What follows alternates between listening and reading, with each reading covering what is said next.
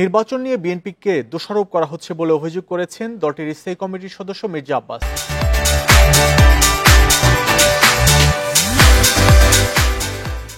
তিনি বলেন, সরকার চায় না নির্বাচন হোক। বিএনপির প্রতিষ্ঠাতা জিয়াউর রহমানের মৃত্যুবার্ষিকী উপলক্ষে জিয়া উদ্যানে তার সমাধিতে শ্রদ্ধা জানানোর পর এ মন্তব্য করেন তিনি। বৃষ্টি উপেক্ষা করে সমাধিতে শ্রদ্ধা জানান বিএনপি ও এর অঙ্গ সহযোগী সংগঠনের নেতাকর্মীরা।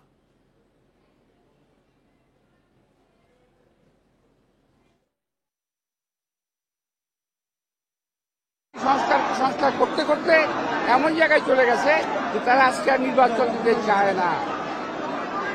খুব দুঃখের সঙ্গে একটা কথা বলছি, দেখলাম ইউনূস সাহেব জাপানে বসে বিএনপি সম্পর্কে বদনাম করছেন।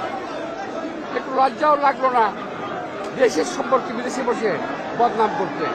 তিনি বললেন একটি দল নির্বাচন চায়, আর আমরা বলতে চাই একটি লোক নির্বাচন চায় না, সেটা ইউনূস, একটা ইউনূস।